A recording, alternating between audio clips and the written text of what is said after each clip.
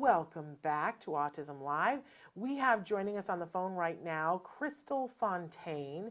This is one of my favorite segments. This is when we welcome an autism expert to be with us and answer some of your questions. So Crystal, this is your first time on the show, and we've had a little bit of technical difficulty, but we've got you on the phone now. Welcome.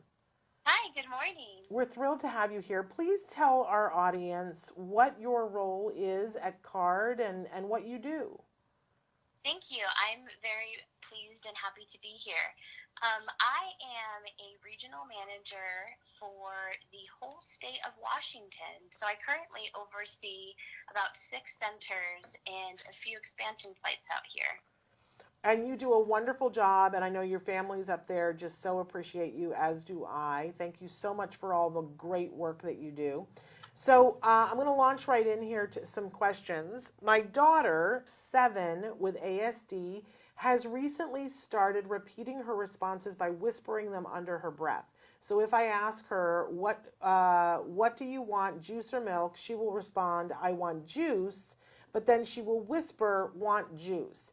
Is this echolalia, and should I ignore it or address it?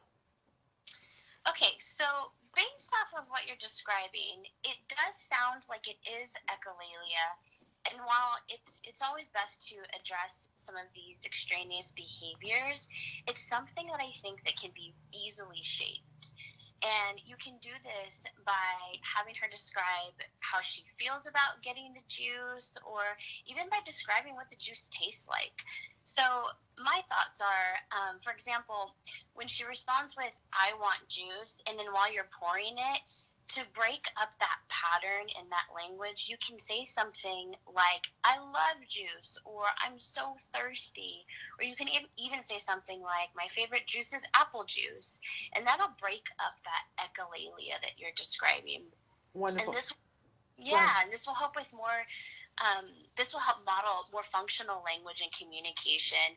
And I think a key here is to generalize it into other activities in her daily routine. And you can do this by joining her in play and say, for example, if she's playing with dolls or cars, you can say things like, the doll's sleepy, it's time for bed, or the car's moving really fast. The biggest thing here is just to make sure that you're reinforcing the variety of language, because this will help increase that in the future.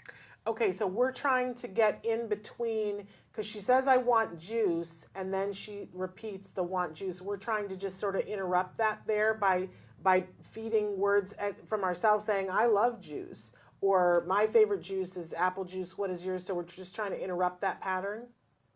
Absolutely, because it sounds like she's saying I want juice and then immediately going to echo that. So it sounds like she has really good imitation, and she's imitating things that she's hearing. So if we're just being proactive in throwing in some of those variety of phrases, then she's going to be imitating our language as well.